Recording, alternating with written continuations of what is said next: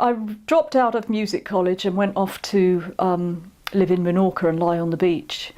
And there was quite an interesting expat community there at the time. And one of the people there was a woman called Eve who was dabbling in property there. And her name was Eve Branson. And I came back to England. We used to just chat, and she told me all about her son, and he'd started this record label and everything. So I came back to England, and I mugged up on the music business a bit. Got a job as a secretary to Nat Joseph at Transatlantic Records. And then I saw in Music Week that Virgin were advertising for a marketing manager.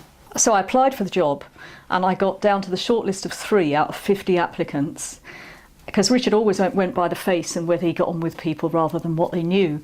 And then finally he said, well, you know, I can't give you this job because you don't know anything at all about marketing, do you? I said, no. He said, well, we'd like to give you a job. What would you like to do? And I said, well, anything but a secretary, because in those days all of the women were secretaries. There was nothing else. And he rang me up a few days later and said, how would you like to run our music publishing company?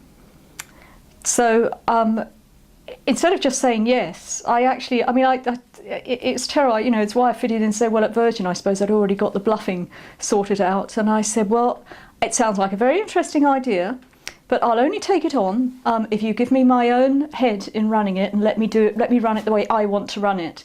I didn't know what a music publishing company was. And he was delighted at that, because Richard delegated everything. I mean, he never got involved in detail, or he didn't know anything about music, and he just relied on getting a team around him who would work it all out and achieve everything for him. So that was music to his ears when I said that's what I wanted to do. And I signed Sting in that period, before he was a punk, before he became the Police. I signed him because someone tipped me off, you must go and see this guy who's singing in a pub in Newcastle. And he just had that star quality, and I always looked for the songs and the star quality, and he had both. And eventually Miles Copeland got him a deal. He met Stuart, and Stuart became part of the band, and Stuart's brother Miles Copeland was signing Squeeze to A&M. This was 3 years after I'd signed Sting, and he said to A&M, if you want to sign the Squeeze deal, you have to pay £3,000 for the Police, because Miles had put out of his own pocket, he'd paid for them to go into the album and into the studio, and they recorded the first Police album for £3,000. He said, I want that £3,000 back, you have to sign the Police if you sign Squeeze.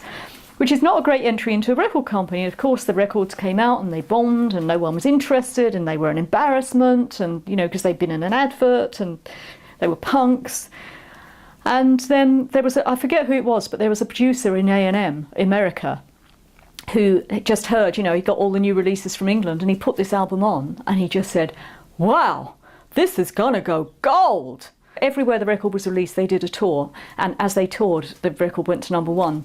And eventually, of course, England had to give in, and it was a hit in England as well.